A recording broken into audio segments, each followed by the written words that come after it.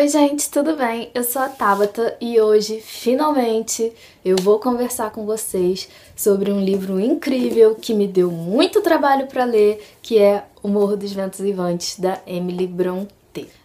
Eu já disse isso várias vezes aqui no canal, que eu tinha problema com esse livro, que eu não conseguia gostar. Eu tinha problemas para ler O Morro dos Ventos Uivantes, a história não me prendia, mas finalmente eu consegui ler e a minha experiência de leitura com ele, dessa vez, foi totalmente diferente da experiência anterior. Na primeira vez que eu tentei ler esse livro, há uns 3 anos, As definições de vírus foram atualizadas. Na primeira vez que eu tentei ler esse livro, há uns 3 anos, eu não estava preparada para o clima do livro, então eu estava esperando uma coisa e o livro me trouxe outra completamente diferente, então eu abandonei a leitura. Mas dessa vez eu segui firme, eu já sabia mais ou menos o que eu ia encontrar e eu adorei o livro de verdade. Gostei muito mesmo e recomendo que todo mundo leia. Mesmo antes de começar a falar sobre ele, eu já recomendo que vocês leiam. Enfim, O Morro dos Ventos Uivantes vai começar com o Sr. Lockwood. O Sr. Lockwood, ele aluga uma propriedade lá no interiorzão da Inglaterra, bem longe, afastado de tudo. Essa propriedade se chama Granja da Cruz dos Tordos. Então ele aluga essa propriedade. Quando ele chega lá, ele fala assim: vou lá visitar o cara que me alugou. Então ele sai da casa dele, né, sai da granja e vai até o Morro dos Ventos Uivantes, que é onde mora o Heathcliff, que foi o cara que alugou a granja para ele. Chegando lá no Morro dos Ventos Uivantes, ele vai encontrar um ambiente completamente hostil, pessoas amarguradas. O Heathcliff é rude, é grosseirão, ele não quer contato com ninguém. Então o Sr. Lockwood fica bem assustado, ele pensa: meu Deus, por que essas pessoas são assim? Mas ele continua tentando fazer uma amizade, manter uma conversa. Não dá certo, porque ninguém quer papo com ele lá. E aí acontece uma nevasca, ele não tem como voltar pra granja, e o que ele faz? Ele tenta convencer o Heathcliff a deixar ele passar a noite lá no Morro dos Ventos Uivantes. Depois de muito tentar, porque o Heathcliff, pra ele tanto faz se ele vai morrer no meio da neve ou se ele vai conseguir voltar pra casa. Então, depois de muito tentar, o Heathcliff deixa ele ficar e ele é levado pra um quarto estranho. Não vou falar mais do que isso, um quarto estranho. E aí ele não tem uma boa noite de sono lá, ele sai acho que um pouco antes do dia amanhecer, já mais ou menos no meio da madrugada ele consegue tentar voltar pra casa. E aí quando ele chega em casa, na Granja da Cruz dos Tordos, ele fala com a governanta dele: cara não, né, porque nessa época ninguém falava cara. Mas enfim, ele fala: gente, mas por que esse povo é assim? Que povo amargurado? O que aconteceu? Me conta aí a história dessas pessoas. E aí a Nelly, acho que é Nelly o nome da governanta, não lembro. A Nelly vai contar pra ele que ela conhece muito bem essas pessoas, que ela inclusive viveu muito tempo lá no Morro dos Ventos Uivantes, e vai começar a contar a história do Heathcliff. O Heathcliff, quando criança, era órfão. Ele foi encontrado na rua, numa situação precária, pelo Sr. Earnshaw. O Sr. Earnshaw tinha 2 filhos, o Hindley e a Catherine. O Hindley era o mais velho e a Catherine era a mais nova. Então o Sr. Earnshaw adota o Heathcliff e chega em casa um dia e fala: oi gente, tudo bem? Trouxe esse menininho aqui pra morar com a gente, beleza? É lógico que o Hindley vai ficar muito enciumado, mas a Catherine, ela gosta do Heathcliff, eles vão ser grandes companheiros, vão ficar muito amigos, vão fazer várias traquinagens por aí. A Catherine é descrita como uma menina muito mimada, muito travessa. Ela chega a ser um pouco egoísta, a Catherine também não é lá uma pessoa muito assim, mas então eles vão ficar muito amigos. O Hindley tem muito ciúme do Heathcliff, né, desse intruso que chegou na casa dele. Então acontece uma determinada coisa e quando o Heathcliff e a Catherine ficam sob responsabilidade do Hindley, a primeira atitude do Hindley é chegar e falar assim: acabou a mordomia, Heathcliff, você vai ser um empregado da casa, você não vai ser mais tratado como filho. Então ele bota o Heathcliff pra trabalhar e tal, mas o Heathcliff e a Catherine continuam muito amigos, fazendo várias travessuras e tal. Eles conhecem uma outra família, que é a família dos Linton, e os Linton têm 2 filhos, o Edgar e a Isabella.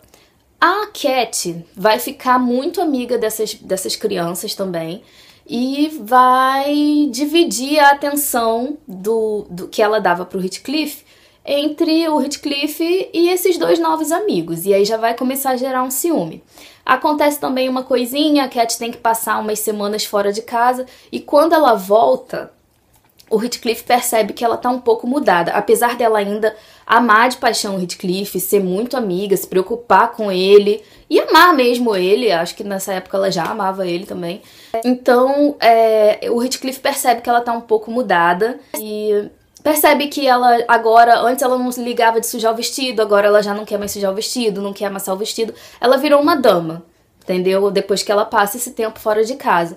E o Heathcliff começa a se sentir um pouco inferiorizado, porque ele continua selvagem, sujo, correndo por aí, então já gera um conflitinho.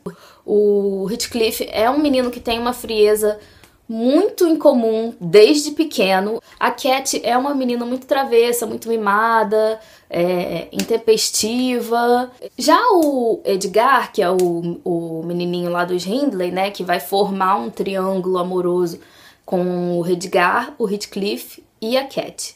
O Edgar, ele já tem um temperamento muito bonzinho. No início do livro eu achava ele meio babaca, confesso. Mas ele tem um temperamento muito bonzinho, ele acredita em tudo que a Cat diz, ele faz tudo que ela quer.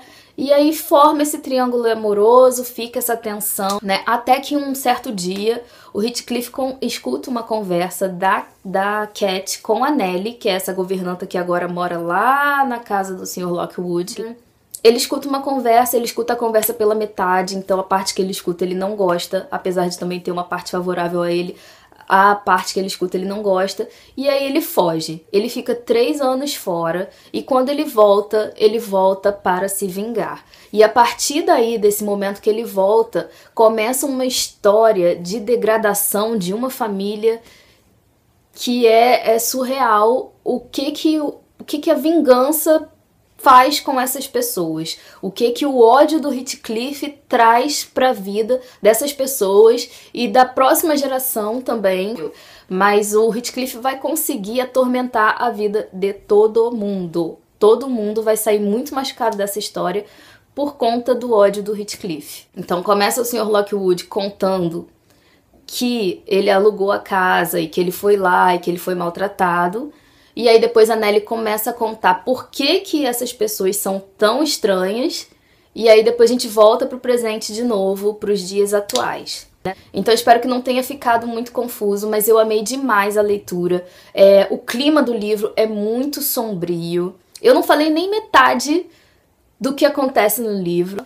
É uma leitura bem pesada, você fica pensando, meu Deus, como é que essas pessoas conseguem viver desse jeito, dessa forma. E todos os personagens são muito bem construídos, todo mundo tem um lado bom e um lado ruim.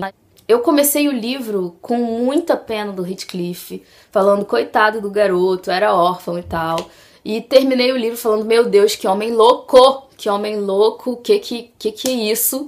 Eu gostei de todos os personagens são muito bem construídos, todos são muito humanos, tem um lado bom, tem um lado ruim. O próprio Heathcliff, ele é um anti-herói, né? Então tem muita coisa ruim ali, mas a gente vê também que ele antes tinha um lado bom, que ele tentou de alguma forma.